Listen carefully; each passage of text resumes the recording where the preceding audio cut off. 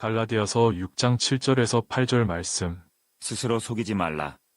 하나님은 업신여김을 받지 아니하시나니 사람이 무엇으로 심든지 그대로 거두리라.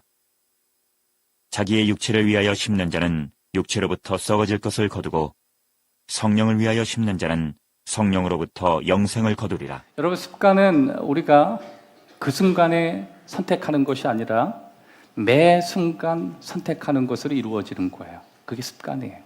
잠깐 선택했다고 습관이 되는 것이 아니라 우리는 어느 시점에서 내가 무언가를 결정하고 선택하면서 그것이 오늘 내가 하는 일을 결정짓게 만드는 것, 그것이 습관이라고 하는 것입니다. 그러니까 거의 우리가 매일 하는 것이 습관이라고 생각하면 돼요. 여러분이 하고 있는 삶의 절반이 다 습관이라고 생각하면 돼요. 젊은 사람들이 하는 말이 있죠.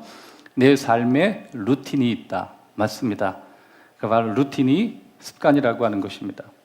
일단 이 습관이라고 하는 것은 내가 한번 익히기 시작하면 그 다음에 그것이 패턴이 되고 결국 그것을 바꾸기는 굉장히 어려워진다라고 하는 것입니다.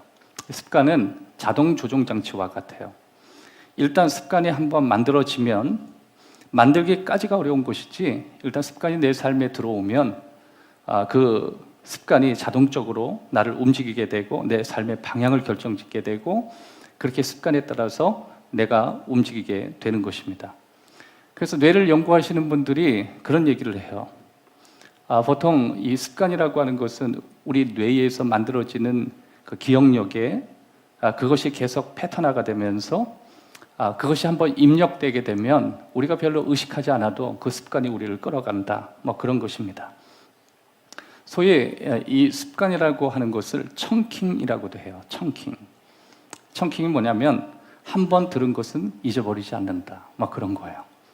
여러분, 저와 여러분이 그게 의식적이든 무의식적이든 저와 여러분이 선택하는 그것은 우리의 뇌가 다 기억하고 있다라고 하는 것입니다. 왜냐하면 어느 시점에 내가 무언가를 하기로 결정했기 때문에 그 결정되어지는 그 과정 안에 이미 내 뇌가 그것을 기억하고 내 삶을 그런 방향으로 움직이게 되는 것입니다.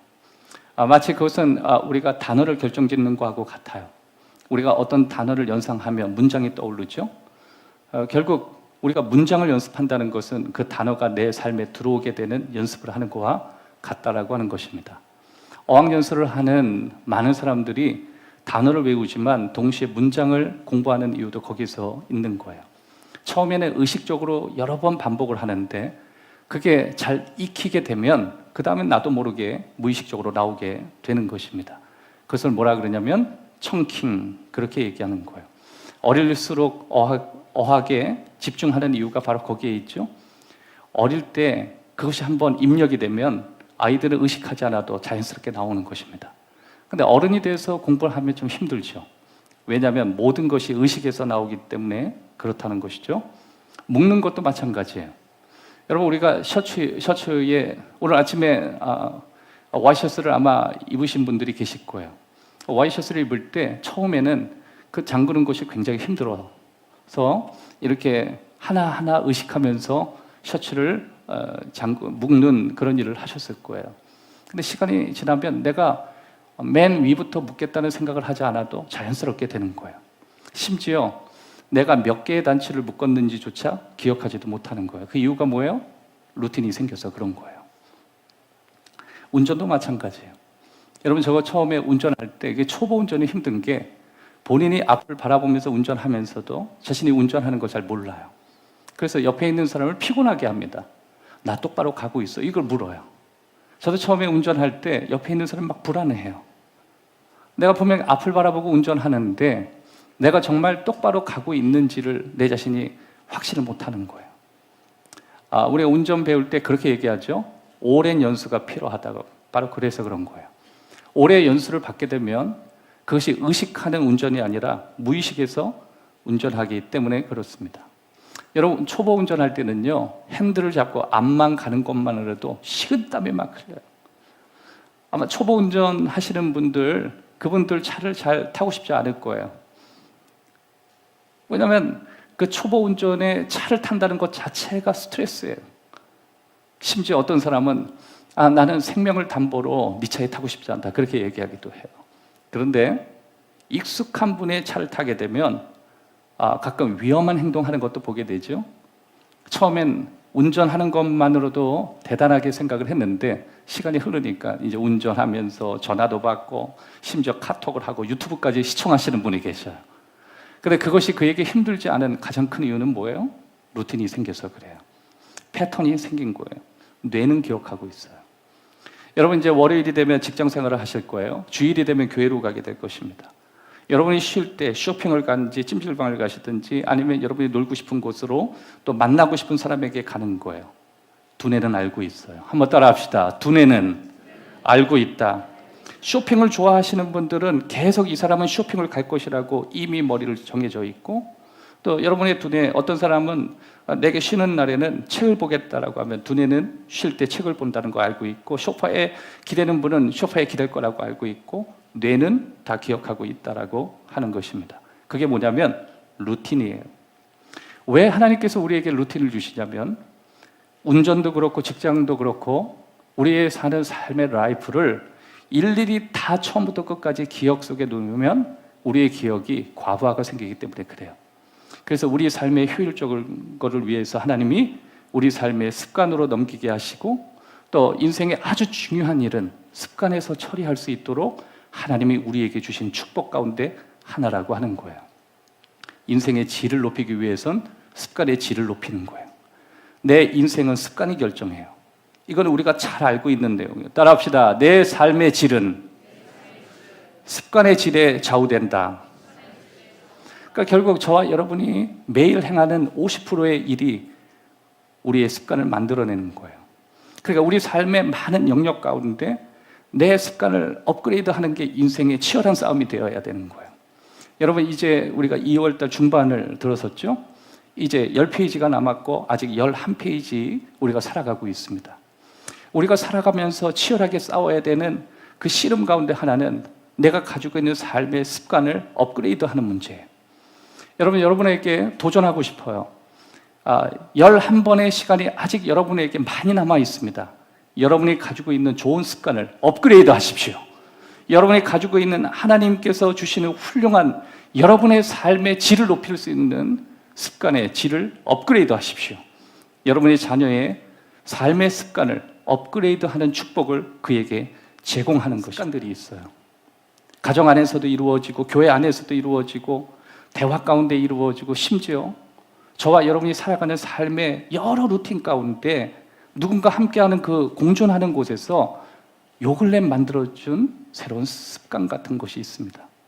그게 만약에 좋은 습관이었다면 그걸 계속 끌고 갔을 때 이것이 나를 얼마만큼 바꿔놓을 수 있는지도 생각해 봐야 돼요. 하지만 이것이 계속되어진다면 갈등이 일어나고 심지어 싸움까지 일어날 수 있다. 이건 고민해 봐야 돼요. 여러분 생각보다 우리는 안 좋은 습관 많이 가지고 있다는 거 아시죠? 가정 안에 혹시 남성들이 잘하는 거예요. 양말을 어떻게 벗느냐예요. 그것 때문에 싸우시는 분이 많이 있어요. 양말을 벗어서 바구니에다 농구하시는 분이 계셔요. 어떤 분은 그냥 펼쳐놓는 분이 있어요. 어떤 분은 가지런히 해서 빨래하기 좋게 놓으시는 분이 있어요. 여러분 양말 만지기 다 힘들어요. 근데 그거 하기 싫어서 던져놔서 그것 때문에 갈등이 될 수 있어요. 근데 우리 생각할 수 있어요. 지금은 사이가 좋은데, 사이가 약간 좋지 않을 때 이게 5년 뒤에는 공격하는 이유가 될 수 있겠다. 그러면 그걸 지금 바꿀 수 있어요. 바로 지금. 가부장적인 말투. 뭔가 나의 삶에 있어서 비신앙적인 그런 행동. 이게 믿는 사람인지 믿지 않는 사람인지 헷갈릴 정도로 영역이 구분되지 않는 내 이상한 모습. 여러분, 나도 예수 믿고 우리 가정에 있는 구성원도 예수를 믿는데 내가 이런 식으로 5년, 10년을 이어간다면 내 자녀들은 나에게 뭐라 그럴까? 내 배우자는 나에게 뭐라 그럴까? 그런 걸 생각하고 대화하는 거예요. 여러분, 여러분의 가정이 얼마나 달라질까 꿈꿔보셨어요? 내 배우자가 달라졌어요. 이 말이 나와요. 여러분, 저는 굉장히 생각보다 무뚝뚝해요. 여러분 볼 때는 어떻게 생각하실지 모르겠지만 저는 굉장히 무뚝뚝하고 때로는 어쩔 때는 말 별로 하고 싶지 않아요. 자기만의 세계에 빠질 때도 있어요. 근데 그렇게 해보니까 가정 안에서 고립이 되더라고요. 그 나쁜 습관을 어느 순간 끊었습니다. 아침에 일어나면 누구든지 저는 인기척만 있으면 인사를 제가 먼저 합니다. 막 굿모닝을 한다든지, 좋은 아침이라고 얘기한다든지, 좋은 하루라고 이야기한다든지. 처음에는 그게 굉장히 어색했어요. 우리 장로님에게 도전받는 것 가운데 우리 장로님이 아들하고 대화하는 게 있어요. 아들 사랑해. 그거 제가 가르쳐줬어요. 그렇게 하라고. 그 대학원 다닐 때요, 저 학교 앞에 오셔가지고 저 라이드 해준다고 맨날 밤 10시 그 학교 정문에서 기다렸다가 집까지 태워주고 그랬거든. 그런데 장로님이 항상 물었어요. 어떻게 해야 자녀와의 이 관계를 건강하게 할 수 있겠느냐. 그래서 제가 그랬어요. 사랑한다는 얘기를 남발하라고. 원 없이 사랑한다고 하라. 우리 장로님 특징이 있어요. 시키면 그대로 해요. 저는 배운 거 그냥 얘기해 준 거예요. 그랬더니 장로님이 어느 날 와서 막 행복해요. 이놈이 지금 고등학생인데 계속 사랑한다고 얘기해. 아들인데 지금도 뽀뽀한대. 아빠 사랑해, 뽀뽀한대. 저는 그 순간 우리 아들을 생각했어요. 우리 아들은 전화하면 전화 받으면 끊으려고 그러고 나도 어색하고. 그래서 제가 입양 보냈던 습관을 오늘부터 가져오기로 했습니다. 저는 무뚝뚝한 아버지로부터 자란 아들이었어요. 아버지가 저를 사랑한다는 말을 한 번도 해보지 않은 아들이었어요. 사랑을 어떻게 하는지도 몰라요. 심지어 어린 초등학교 시절에 은혜를 먼저 받다 보니까 인간적인 관계가 제게는 굉장히 어려웠어요. 하지만 배운 대로 하기로 했습니다. 효과가 너무 좋다는 것을 제가 이론하고 실습을 옆에서 본 거예요. 전 제 아들한테 전화하기 시작했습니다. 사랑한다, 하민아. 제 입을 막 뜯어버리고 싶었어요. 이건 아니야. 와, 너무 싫다.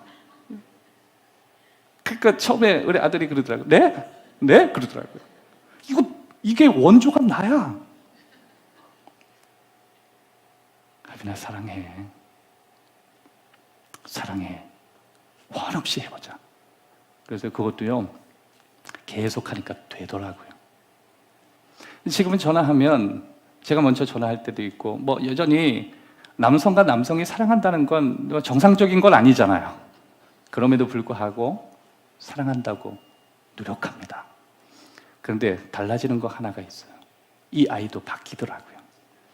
제가 먼저 사랑한다고 얘기하지 않아도 아이가 먼저 전화 걸을 때 아버지 사랑합니다 이러고 끊어요. 눈물 날 것 같아요. 자, 옆에 있는 분들 두뇌는 기억하고 있어요. 자, 사랑합니다, 성도님.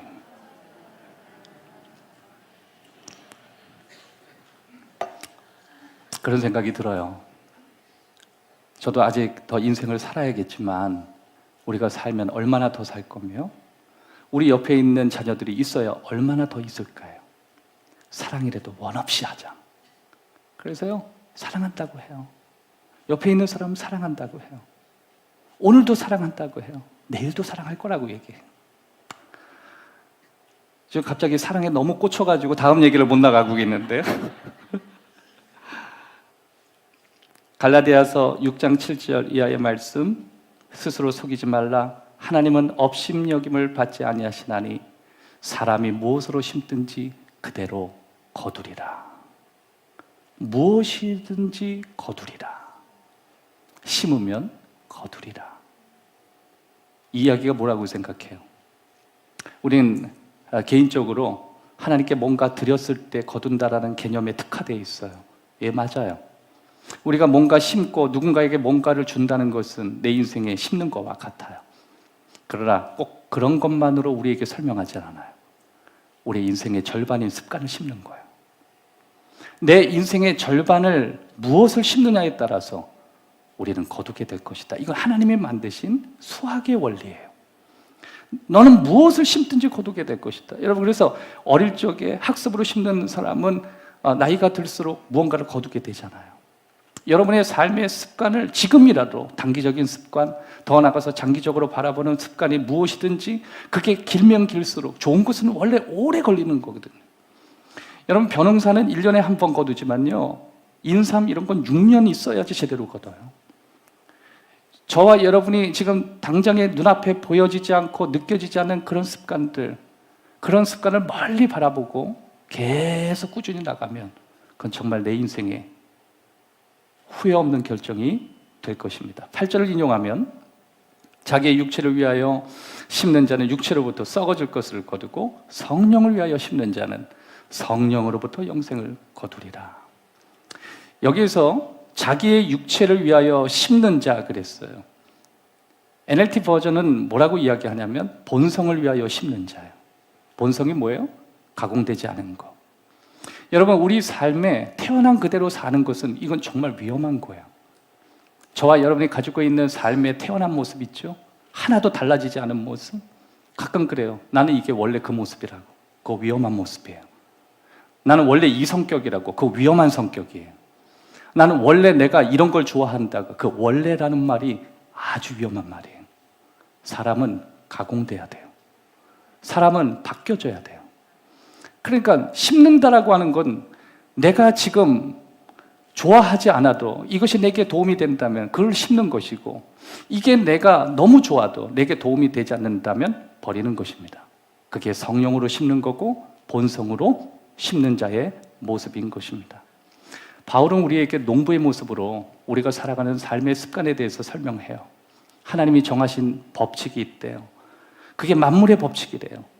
그래서 하나님은 씨앗의 법칙을 통해서 우리에게 심으면 반드시 수확할 것이라는 것을 사도 바울은 우리에게 설명하는 것입니다. 여러분, 우리가 토요일 저녁에 무엇을 심고 주일날 무언가를 얻고자 한다면 이건 위험한 것이죠. 기도할 때 오늘 기도했다고 내일 응답받는 거, 이거 어쩌면 위험한 거예요. 우리의 기도는 대체로 오늘 기도하고 내일 응답되는 것과 오늘 기도했는데 2년 뒤에 응답되는 것과 심지어 어떤 기도는 20년 동안 해야 되는 기도가 있어요. 그러나 하나님이 정하신 법칙이 있어요. 심은 대로 거두리라요. 이거 믿으세요? 이거 믿으셔야 돼요. 여러분 인생에 좋은 것을 오래 심으면 오랜 뒤에 거둡니다. 하나님이 정하셨어요. 믿는 자나 믿지 않는 자나, 하나님을 열심히 믿는 자나 하나님을 열심히 못 믿는 사람이나 만물의 법칙 하나를 딱 정해 놓으셨는데, 좋은 걸 오래 심으면 더 크게 거두고 좋은 거를 적게 심으면 적은 인생이 되더라, 그거예요. 그러니까 여러분, 우리는 우리의 자녀들에게 꾸준하게 너가 지금 심는 이것이 2년 뒤에 네 모습을 어떻게 결정하는지 생각해보고 이 루틴을 정했는지 물어봐야 돼요. 오늘 내가 하고 있는 이 행동이 어떻게 거두게 될 것인지 우리는 물어봐야 되는 것입니다. 박스에 생각이 행동을 거두고, 행동이 습관을 거두고, 습관이 성격을 거두고, 그리고 우리의 성품이 운명을 거둔다예요. 결국 여러분, 습관이 우리의 운명됩니다. 여러분, 우리 기독교인은 운명론을 믿지 않아요. 팔자 이런 거 믿지 않아요. 나는 원래 이런 팔자라는 거 절대 믿지 않아요. 우리 부모가 이렇게 살았으니까 너도 그렇게 살 거야. 아니에요. 우리 부모는 이런 모습으로, 이렇게 망가진 모습으로 평생 살았으니까 너도 그렇게 될 것이 아니에요. 그 사람의 가문이 그러니까 너도 그럴 거야. 아니에요. 우리는 오늘 그걸 바꿔낼 수 있어요.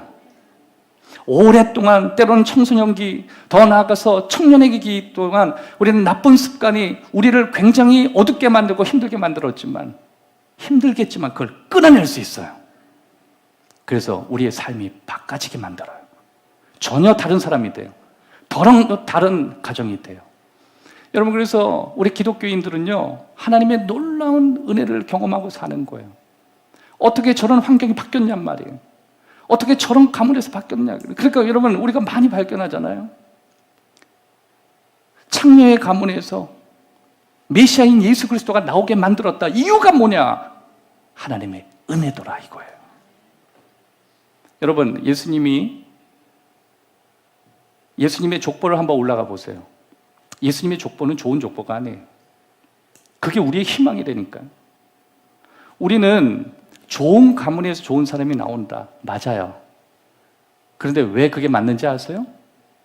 좋은 선배들이 오래 심었잖아요.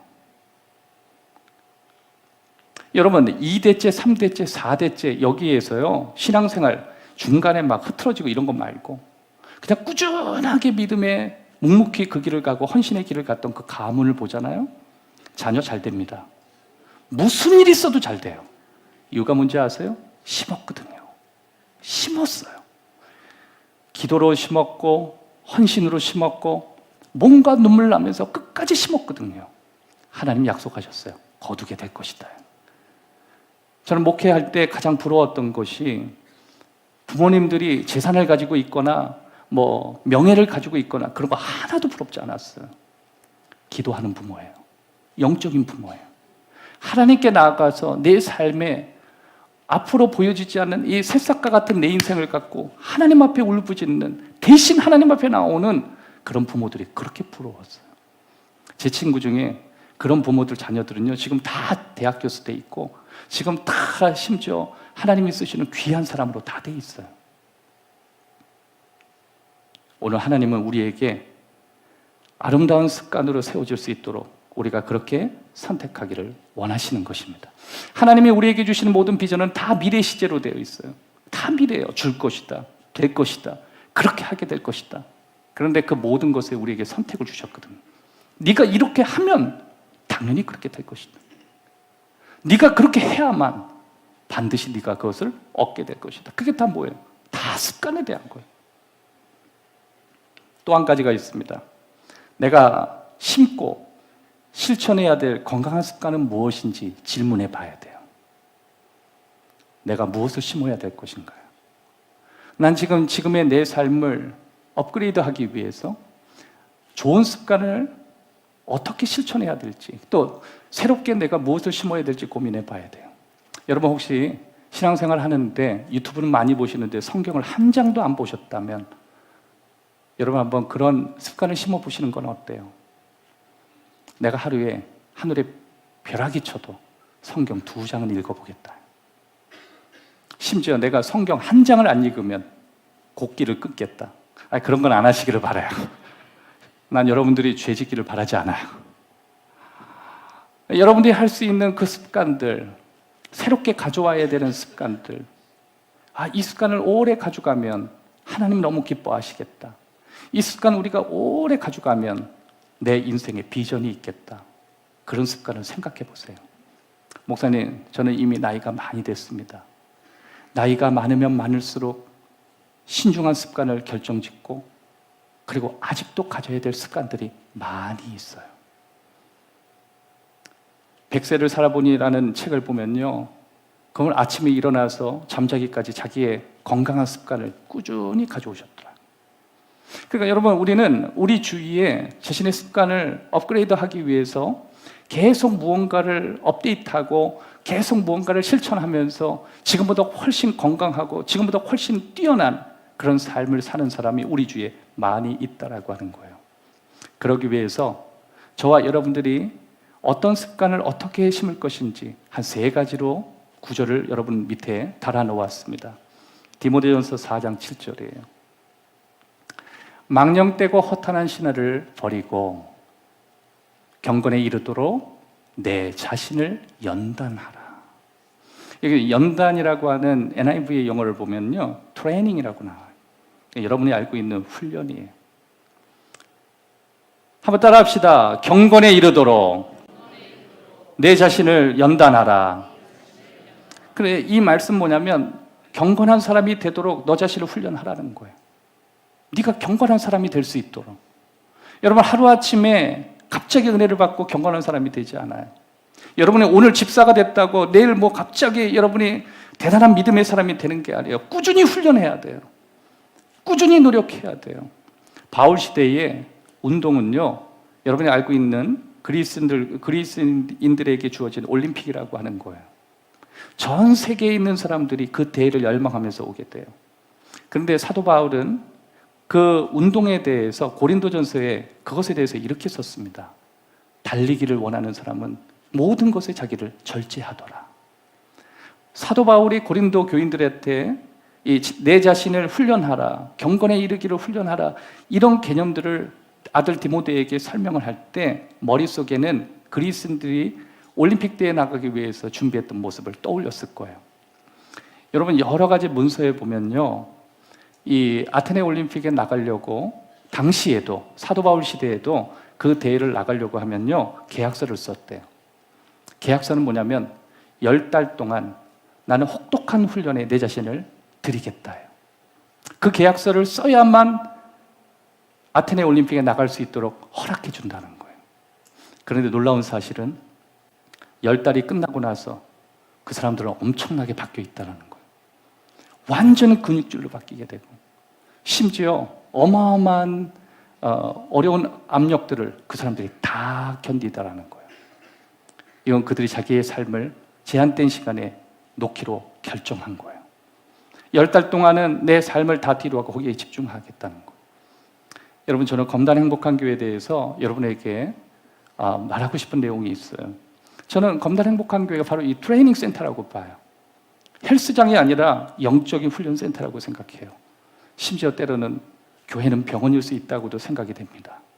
하지만 교회가 병원이 돼서는 안 된다고 생각해요. 왜 그러냐면 병원이라고 하는 것은 우리 가기 싫어하거든요. 병원은 가끔 가는 곳이거든요. 그래서 교회라고 하는 의미는 병원일 수 있지만 병원 이상의 훈련센터라고 봐요. 여러분, 저는 여러분들이 교회 오기를 싫어하기를 바라지 않아요. 전 여러분들이 교회 오기를 너무 즐겁게 오셨으면 좋겠어요. 그래서 가끔 교회가 세상 사람이 하는 즐거운 좋은 프로그램을 여러분들이 교회 오기를 즐겁게 하기 위해서 준비하는 것들이 있습니다. 그것이 이번에 하게 되는 척사대회입니다. 여러분, 이 척사대회 꼭 기대하시고 오셨으면 좋겠어요. 1등, 2등, 3등 팀이 금일봉도 있고요. 심지어 이번에 첫날 우리 장로님 가게에서 이 타조 캐리어 있잖아요. 그 캐리어에다가 악어 지갑. 제가 알기로는 이 캐리어 타조로 만든 거 그거 하나 만들려면요, 일반 진짜 타조 있죠. 그게 한 2-3마리가 죽어야 된대요. 감동입니다, 여러분. 참 우리 교회 그런 특화된 장로님도 많으시면 좋겠다, 이런 생각해요. 그래서 우리 장로님이 저에게 선물 하나 주신 게 있거든요. 그거는 악어 캐리어예요. 여러분, 외국 갈 때 이게 썩 좋지 않다는 걸 좀 발견했어요. 비가 올 때 제가 맞아야 돼요. 이거 정말 싫었어. 여러분, 왜냐하면 악어 캐리어는요, 이게 한 200만 원이 넘는 300만 원, 이게 악어가 몇 마리가 들어간 거예요. 근데 비를 맞으면 안 되는데, 왜냐하면 강남에 1% 있는 사람들이 그거 끌고 다니기 때문에 비 안 맞는 사람들만 가지고 다닌대. 저는 비 맞는 곳만 돌아다니는 사람이에요. 어디를 한 번은 비가 내리는데요, 보통 그런 캐리어면은 이렇게 들고 얘가 맞고 저는 가야 되는데 얘를 안고 제가 뛰었어요. 그래서 그런 거 받으면 비싼 거 하지 말라고, 불편하다고. 그런데 그런 거 하나에 얼마나 기분 좋은지. 근데 제가 받은 것보단 약간 가격대는 다운됐지만 그거 이번에 하셔야 돼요. 그게 심지어 여러분 행운권이라는 거 알고 계세요? 놀랍습니다. 그래, 거기에 악어 무슨 지갑인데 그거 하나도요, 내가 왜 이런 얘기를 하지? 뻔한 말씀을 전하다가 아무튼 그렇대요. 뿐만 아니라 이번에 여러분 그 리스트를 한번 살펴보세요. 그냥 참석만 하면요, 그냥 다 받는 것 같아요. 이번에 여러분들이 얼마나 많이 했는데, 또 어떤 집사님은 스타벅스 텀블러 하나에 3만 원짜리 막 10개씩 제공하고, 또 어떤 분은 5만 원짜리 린스가 2만 원짜리도 아니고요, 지금 시중에 5만 원짜리 20개 막 제공하고. 여러분의 가족이 많을수록 무조건 가져갑니다. 저 이렇게 생각하니까 오늘 저희 가족은 축제예요. 아이들 2에 제 아내까지 4명이기 때문에 행운권을 끝까지 붙들고 있으면 승리와 상관없어요. 4개는 가져가요. 그래서 오늘 같은 품목만 아니기를 기도하면서 저는 끝까지 견디고, 심지어 거기에서 누군가 우승을 하면 금일봉도 받고 너무너무 행복할 것이다, 이런 생각을 하게 됩니다. 아무튼 이번에 여러 가지 찬조하신 분들 너무 많아요. 그 목록들 하나하나 이름들 있죠. 그분들 검단 행복한 교회에 많은 분들이 즐거움을 느낄 수 있도록 창조하신 분들입니다. 주의 축복이 그분들의 있기를 주의 이름으로 축복합니다. 그분들의 가정 안에 있기를 바랍니다. 그분들의 자녀들에게도 하나님 주신 축복이 넘치기를 주의 이름으로 축복합니다. 우리 그분들을 위해서 다시 한번 박수로 격려하겠습니다. 그러니까 교회도 마찬가지예요. 교회는 봄과 가을에 심지어 늦은 겨울이라도 바이블 코스를 하게 돼요. 그러니까 여러분이 뭔가 배우는 게 쉽지 않겠지만 이번 이제 봄 시즌이 됐기 때문에 바이블 스터디를 하게 돼요. 많은 분이 할 수가 없습니다. 제가 가리키고 그분들과 대화하면서 해야 되기 때문에 바이블 코스가 봄에 있게 되고 또 가을에 한번 다른 성경을 또 배우게 돼요. 그것이 여러분을 훈련하게 되는 시간이 되게 될 것입니다. 또 한 가지는 뭐냐면 고린도전서 13장 3절 이하의 말씀이에요. 내가 내게 있는 모든 것으로 구제하고 또 내 몸을 불사르게 내어줄지라도 사랑이 없으면 내게 아무 유익이 없느니라. 사랑을 오래 참고 사랑은 온유하며 시기하지 않으며 자랑하지 않으며 교만하지 않는다. 사랑을 심는 거예요. 사랑을 심는 훈련이에요. 제가 앞서 얘기했죠. 가까운 사람에게 사랑한다고 이야기하고 가까운 사람에게 내가 줄 수 있는 사랑의 씨앗을 자꾸만 심는 거예요. 왜 그러냐면 하나님이 우리에게 주신 첫 번째 씨앗이 사랑이기 때문에 그래요. 따라합시다. 하나님은 사랑이시라. 하나님 우리를 사랑하셨어요. 너무너무 사랑하셨대요. 그러니까 저와 여러분이 사랑에 대해서 좋아하는 건 하나님이 우리에게 마음속에 심어주셨기 때문에 그래요. 저와 여러분이 사랑을 심기를 원해요. 사랑을 계속 심어서 그것을 발전시키기를 원하시는 것입니다. 또 한 가지가 있어요. 고린도전서 6장 19절 이하의 말씀입니다. 19절 너희 몸은 너희가 하나님께로 받았다. 20절 너희 몸으로 하나님께 영광을 돌려라. 여러분, 여러분의 몸이 하나님의 예배당이라는 걸 기억하셔야 돼요. 그래서 우리는 무언가를 심을 때 내 몸에 신앙적인 영광이 있기 위해서 무언가를 심을 필요가 있겠다는 생각을 해볼 필요가 있어요. 내 몸을 통해서 하나님이 일생에 영광 받으시겠구나. 여러분 나이가 들면 다 병들지요. 이 몸은 어떤 의미를 볼 때 기능을 다 하게 돼요. 그래서 우리의 몸은 제한적이에요. 우리 몸으로 하나님과 관련 짓고 이 몸을 통해서 하나님이 받으시는 건 제한적인 시간들이에요. 그래서 우리는 우리 몸을 통해서 영광을 돌릴 수 있는 영역이 무엇인지 그 부분을 심기 위해서 우리는 노력해야 돼요.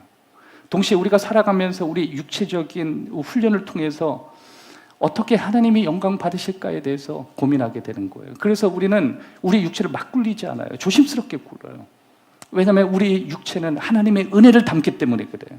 우리의 육체는 하나님이 보배를 담는 그릇이기 때문에 우리는 우리 육체를 귀하게 여기는 거예요. 혹시 육체가 상처나신 분들에게 하나님의 치료가 있기를 바랍니다. 여러분의 육체 가운데 하나님의 은혜가 담기는 게 부담스럽지 않도록 치유의 하나님이 여러분을 치유하시기를 주의 이름으로 축원합니다. 미국의 청교도 보세요. 여러분 이 청교도를 통해서 세워진 게 그 미국의 보스턴에 있는 그 유명한 학교들이잖아요. 그 부모들은요 자기 먹고 사는 것도 없고 심지어 농사를 짓다가 흉년이 돼서 죽어가면서도 뭔가를 계속 심었어요. 그러니까 미국 사회에 지금까지 안전하게 미국 사회 전체를 지배하는 게 그 뿌리가 남아있잖아요. 그걸 우리가 뭐라 그래요? 청교도의 뿌리라고. 심었던 거예요.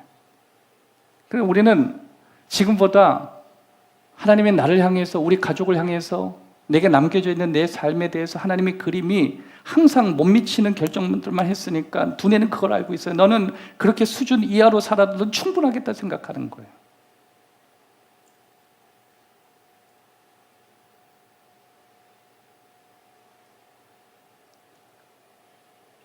두 번째, 우리의 습관을 체계적으로 발전시킬 필요가 있어요. 여러분 저는 굉장히 의도적으로 지금 체계적이라는 말을 쓰고 있어요. 굳이 얘기한다면 우리의 습관은 시스템이 있어야 된다라고 하는 거예요. 여러분 습관은 하나님이 그냥 주시지 않아요. 하나님이 우리를 창조하실 때는요 첫날에서 마지막 인간을 만드시고 쉬실 때까지 거의 단계로 만드셨어요. 하나님은 굉장히 체계적인 분이세요. 여러분 성경에서 하나님이 쓰시는 단어들을 보세요. 성령의 감동으로 그 아무것도 배우지 않았던 베드로가 쓰는 내용 보면요, 성령께서는요 체계적인 분이라는 걸 우리 알게 돼요. 한번 보여드릴게요.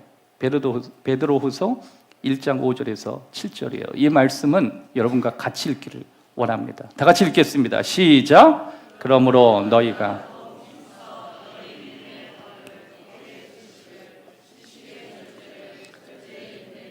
인내의 경건의 형제 우애 사랑을.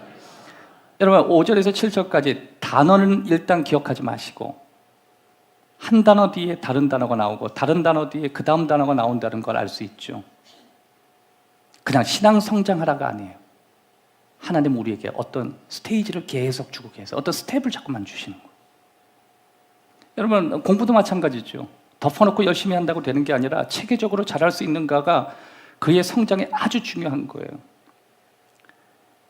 여러분 우리가 체계적으로 우리 가지고 있는 하나님 주신 습관들을, 인생의 습관들을 발전시켜야 되는 가장 큰 이유는 지금보다 훨씬 나은 우리의 삶의 발전의 모습을 갖추기 위해선 우리는 분명히 단계가 필요하다는 거예요.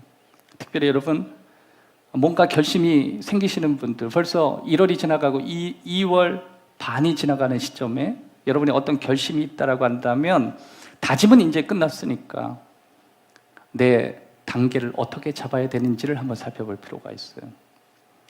여러분 저는 이 단계를 여러 가지 살펴보면서 제가 과거에 여러 책들을 보면서 생각했던 좋은 학자 하나가 있어요.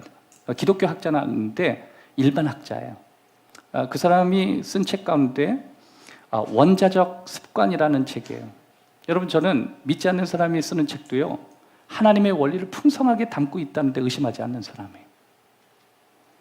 그 원자적 습관의 그 저자가 누구냐면 제임스 클레어라고 하는 사람이거든요. 이 사람은요 베스트셀러예요. 심지어 이 사람의 책을 한 1,500만 명 이상의 사람들이 이 책을 읽었어요. 그리고 정말 뭔가 변화를 위해서 우리 삶의 습관이 어떻게 바뀌는지에 대해서 구체적으로 알 수 있는 여러 스텝들을 여기서 얘기하거든요. 이 사람은 뭐라 그러냐면 약 4개의 스텝이 있다고 얘기해요. 근데 저는 4개가 아니라 이것을 성경 안에서 다시 리메이크를 시켜서 여러분과 함께 이 사람의 구조와 성경이 말하는 원리가 비슷한 면이 너무 많으니까 성경 아닌 면을 제거하고 3가지를 여러분과 함께 나누기를 원해요. 그것은 여러분이 체계적으로 여러분을 관리할 수 있는 성경의 내용입니다. 첫 번째예요. 분명하게 하는 거예요. 영적인 습관, 하나님이 내게 주시는 좋은 습관을 얻으려면 분명하게 하십시오. 여기에 성경이 있어요. 빌립보서 1장 3절 이하의 말씀이 내가 너희를 생각할 때마다 나의 하나님께 감사하고 간구할 때마다 너희 무리를 위하여 기쁨으로 항상 간구함은 첫날부터 이제까지 복음을 위하여 참여하고 있기 때문이다. 너희 안에 착한 일을 시작하시니까 그리스도 예수의 날까지 이루실 줄 우리는 확신하노라. 여기서 하나의 단어를 꼽으라면 그냥 확신이에요. 분명한 거예요. 여러분 적당히 그냥 너희가 열심히 일하면 하나님이 주신다 이게 아니에요. 사도 바울은 뭔가 하나님이 주시는 놀라운 반응들을 우리들에게 보여주고 있는 내용들이라고 저는 생각을 하거든요. 사도 바울은 기도하고 싶은 사람이었어요. 한번 따라합시다. 사도 바울은 기도하는 사람이었다. 그러니까 사도 바울은 그 사람을 생각할 때마다 방아쇠가 당겨지듯이 난 너희를 위하여 기도하고 싶은 마음이 생겼다. 그렇게 얘기해요. 내가 간구할 때마다 너희를 생각하면 그냥 기쁨이 올라오더라. 그거예요. 그러니까 여러분 마치 우리가 뭔가 분명한 대상, 뭔가 우리의 원하는 것이 무엇인지를 분명하게 일단 세우지 않으면 우리가 하나님이 주시는 이 습관들이 흐지부지하게 될 수 있다라고 하는 거예요. 그냥 단순한 행동이나 심리학적인 관점에서 제가 설명드리는 게 아니에요. 여러분 기도하기를 원하세요? 그러면 기도하기를 원하는 그 목적이 분명한지를 여러분이 무언가를 만드셔야 돼요. 예를 하나 들어 드릴게요. 성경을 보기를 원하신다면 성경의 어플부터 까십시오. 새벽 예배를 참석하기 원한다면 알람을 적어도 3개 이상 맞추십시오. 한 번의 알람 가지고 여러분이 일어날 수가 없어요. 전 처음에 이 새벽이 너무 적응이 안 돼가지고 너무너무 힘들어가지고 알람을 2개, 3개 그래도 못 들었어요. 워낙 깊이 자가지고. 안 되겠다 싶어가지고요. 뭔가 일어날 때 기분 좋게 일어나야겠다 생각해서 닭소리 알람을 했거든요. 아침부터 시골의 정서를 느끼고 싶어서. 그래서 아침에 딱 고기야 막. 야, 그것도요. 한 달까지는 괜찮아요. 한 달 지나가니까 막 짜증이 올라오더라고요. 결국 그 닭소리 어플을요 삭제해버렸습니다. 영구 삭제해버렸어요. 그래도 뭔가 새벽 예배를 계속 해야 되니까, 동기부여를 해야 되니까, 난 새벽을 원하니까, 새벽을 안 하고서는 목회가 안 되니까, 그래서 내가 다시 결정하게 됐어요. 새벽부터 머리를 쓰면 머리가 맑아지겠지. 그래가지고요 새벽부터 구구단 어플을 깔았어요. 야, 이것도 힘들다. 여러분 머리 안 돌아가는데 뭐 2는 하면 4 눌러야 돼. 28에 16. 그리고 16인데 이 보통 막 잘못 눌러서 17 누르면요 계속 이상한 잡음이 막.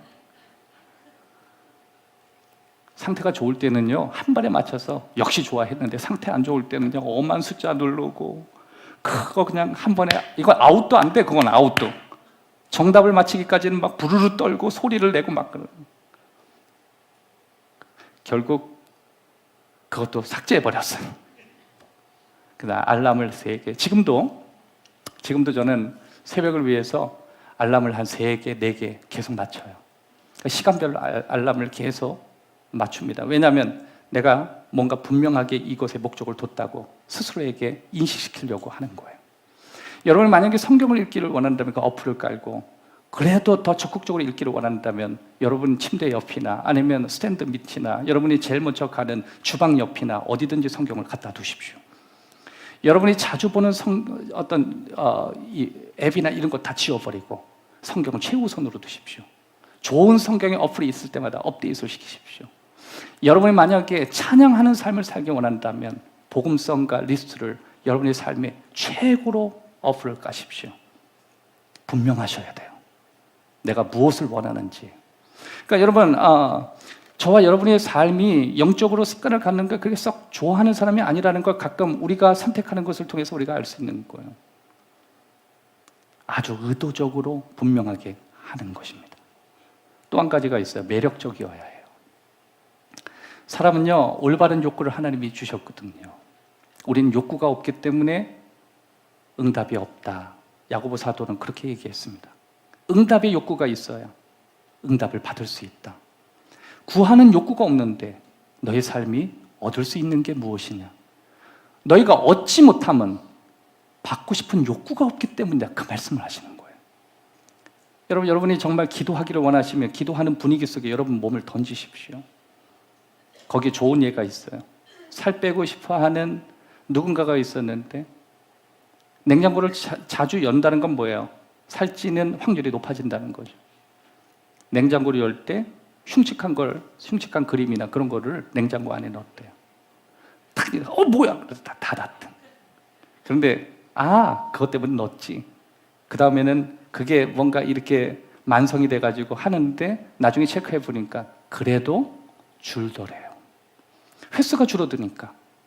그런데 매력적인 그 무언가를 탁 놓고 이거 열면 아주 매력적인 어떤 사람의 그림을 다 거기다 놨다는 거죠. 그러니까 자주 열더라는 거예요. 여러분 하나님이 주신 습관도요 매력이 느껴져야 돼요. 여러분 왜 우리들이 기도의 자리에 참석 안 하시는지 아세요? 기도의 매력을 느끼지 못하셨거든요. 여러분이 기도하면 하나님 막 응답하시고, 기도했더니 막 병이 고쳐지고, 내가 기도했더니 내 삶이 뒤집히고 매력이 느껴졌으면 왜 여러분과 제가 기도하지 않겠어요? 그런데 왜 기도하지 않는지 아세요? 매력을 못 느꼈거든요. 왜 검단 행복한 교회에 와서 찬양도 좋고 예배당도 다 좋은데 목사의 설교가 부담스러워요? 저에 대한 매력을 못 느끼셔서 그런 거예요.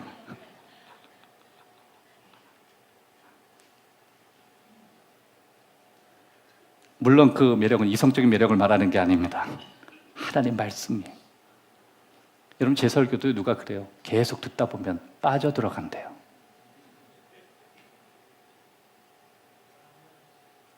웃으시는 분들은 비웃으시는 건가요? 그래? 그때 굉장히 반응하시는 건 좋은데 기분이 썩 그렇게 좋지는 않아요. 매력적이어야. 또 한 가지, 오래 할 만큼 쉬우셔야 돼요. 스가랴서 4장 10절에 보면 작은 날이라고 멸시하는 자가 누구냐 그랬어요. 이것을 의역하면 작은 스몰 스텝이라고 나와요. 작은 걸음, 작은 거 무시하지 마라. 여러분, 하나님이 주신 습관을 여러분이 가져오기 위해선 오래 할 만큼 아주 쉬워야 돼요. 지난번에 제가 여러분과 나누면서 뉴턴의 운동 법칙이라고 제가 설명했습니다. 여러분, 뉴턴의 운동 법칙 그거 뭐예요? 뭔가가 움직이면 계속 움직인다, 그거예요. 그러면 뭔가 작게라도 움직이면 작게라도 간다는 거예요. 그러니까 우리의 목표는 크게 움직이는 게 목표이지만 내가 그걸 계속 움직이다 보면 그게 쌓여가지고 우리의 삶에 뭔가 큰 변화가 일어나는 거예요. 그래서 뭐든지 여러분 작게 시작하는 거예요. 내 시작은 미약하였으나 내 나중은 힘이 창대하리라. 따라합시다. 작게 시작해서 크게 가는 것이다. 여러분, 하나님은 언제나 작은 응답부터 주시는 거예요. 작은 기도부터 시작하는 거예요. 처음부터 원대한 기도가 응답되는 게 아니에요. 그걸 감당할 수도 없어요. 여러분, 큰 축복을 원하면 작은 스텝부터 이루셔야 돼요. 우리는 언제나 한탕주의에 빠졌어요. 큰 복부터 원하는 거예요. 여러분, 큰 복 주면 그걸 감당하던가요? 오히려 그게 저주가 돼요. 우리의 인생에 하나님 주시는 아름다운 습관은요, 작은 것부터 시작하는 것입니다. 마지막 네 번째, 만족스러운 보상이 필요합니다. 그래야 습관이 돼요. 만족스러워야 돼요. 그래, 보상이 있어요. 고린도전서 9장 25절, 이기기를 다투는 자마다 절제하나니 썩을 승리자의 관을 얻고자 하되 우리는 썩지 아니할 것을 얻고자 하노라. 26절에 보면 그러므로 나는 다름질하기를 향방 없는 것 같이 아니하고 싸우기를 허공을 치는 것 같이 아니한다. 여러분, 여기에서 이기기를 다투는 자 그랬어요. 모든 운동선수는 이기고 싶어 한다는 거예요. 잘 되고 싶어 한다는 거예요. 여러분, 저와 여러분이 뭔가 내가 이렇게까지 하는 이유가 뭔가에 대해서 고민해 봐야 돼요. 어떤 사람들은 내가 이렇게까지 헌신할 이유가 있는가? 목적이 없어서 그래요. 저희 교회 헌신하는 사람은요, 돈이 남아 돌아서 헌신하시는 분 한 명도 없어요. 교회에 매일 나와서 그냥 하나님 앞에 자녀의 이름을 올려가면서 모든 예배에 목숨 거는 사람은요, 그들이 원하는 보상을 기다려요. 저는 그것이 정당하다고 봐요. 왜냐하면 성경에서 하나님이 말씀하실 때 면류관 항상 얘기하셨거든요. 면류관은 뭐예요? 구별된 거라는 거예요. 뭔가 너 기쁘게 한다는 거예요. 여러분, 저는 책상 앞에서 그냥 뭐 글 몇 번 쓰고 그게 마치 신학적으로 맞네 안 맞네, 전 그런 사람들 딱 싫어해요. 당신이 현장에서 뛰어봤어? 현장에서 평균 이상의 삶을 드리고 헌신하는 그 사람들이 그냥 죽어서 당신과 내가 똑같은 보상을 받는다고 한다면 그렇게까지 할 필요가 뭐가 있어? 그들의 마음속에 무엇을 바라는지 그분은 아셔. 남들보다 더 기도하고 남들보다 더 헌신하고 남들보다 더 드리면서 그들이 원하는 무엇이 있다는 걸 목회해보면 당신은 알아. 신학을 해본 사람, 단순히 책만 피고 있는 사람들은 목회 현실에서 얼마나 많은 성도들이 쓸 거를 못 쓰면서 쓰고 싶은데 그걸 내려놓으면서 그렇게 하는 거 현장에서 뛰어보지 않고는 당신 몰라. 신학적 원리도 좋고 성경의 원리도 좋은데 난 그보다 더 중요한 건 하나님 아버지의 마음이라고 봐. 아버지는 알아. 우리가 얼마나 만족한 기대를 기대하는지, 우리가 얼마나 보상을 받고 싶어 하는지. 사랑하는 여러분, 우리가 왜 이런 습관들을, 이 거룩한 습관들을 하려고 부들부들 떨면서 사는지 아세요? 기대하는 게 있거든요. 사도 바울도 이 부분에 대해서 얘기했어요. 네가 살고 있는 현장에서도 보상이 있을 것이고 천국에선 당연히 있을 것이다. 하나님 네 마음 알아. 네가 어떤 마음으로 하나님 앞에 나가는지 너 알아. 옆에 있는 가게, 주위에 있는 사람들이 누릴 것 다 누리면서 이 시간에도 45인승 버스에 죄다 타가지고 놀러 다니는 거, 그걸 보면서 네가 얼마나 부러워하면서 이 자리에 온다는 거 나도 알아. 나도 아는 게 아니라 하나님도 아셔. 하나님도 알아. 근데 왜 그러는지 알아? 마음속 깊은데 차마 하나님께 말하기는 죄송스럽지만, 구원받은 것만으로도 너무 감사하지만, 그래도 작은 소망이 있거든. 내 자녀가 잘 됐으면 좋겠고, 내 사업장이 풀렸으면 좋겠고, 건강했으면 좋겠고, 지금보다 훨씬 나았으면 좋겠으니까 심은 대로 거두리라요. 전 그 말씀 믿어요. 하나님이 만드셨어요. 심은 대로 거두리라요. 한번 따라 합시다. 심은 대로 거두리라. 오늘 두 가지를 나눴습니다. 우리가 새롭게 가져올 습관은 정기적으로 점검이 필요하다는 거예요. 두 번째는요, 우리의 습관은 늘 체계적인 게 필요하다는 거예요. 그 체계에는 분명한 것으로 시작해서 매력적으로 만들어 가야 되고, 오래 할 만큼 아주 쉬워야 되고, 그리고 반드시 그거에 대한 보상이 느껴져야 돼요. 기도합시다. 신실하신 아버지, 좋으신 아버지, 우리에게는 우리 인생의 절반이 되어지는 수많은 만들어 놓은 습관이 우리의 인생을 지배한다는 것을 오늘 말씀을 통해서 들었습니다. 하나님 아버지, 우리에게 좋은 습관을 분별할 수 있도록 가르쳐 주십시오. 지금 내 인생에 훨씬 나은 삶으로 나아갈 수 있도록, 그리고 우리의 삶 속에 하나님이 계획하시는 놀라운 축복들을 발견할 수 있도록, 내가 지금까지 살아왔던, 그리고 내가 계획했던 내 삶의 그림보다 훨씬 큰 그림을 아버지가 가지고 계시다는 사실을 우리가 발견할 수 있도록, 그리고 하나님, 나를 향한 아버지의 계획 속에 걸맞는 습관을 내가 가져올 수 있도록, 그리고 하나님이 내게 주신 아름다운 삶을 방해하는 그 나쁜 습관들을 내려놓을 수 있을, 그렇게 분별할, 그리고 지혜를 우리에게 허락해 주옵소서. 검단 행복한 교회가 그런 훈련 센터가 되게 하시고, 성도들을 돕게 하시고, 그들이 각 환경 속에 그 축복을 누리게 주님 축복하여 주옵소서. 이 모든 말씀 우리를 사랑하시는 예수 그리스도의 이름으로 기도드리옵나이다.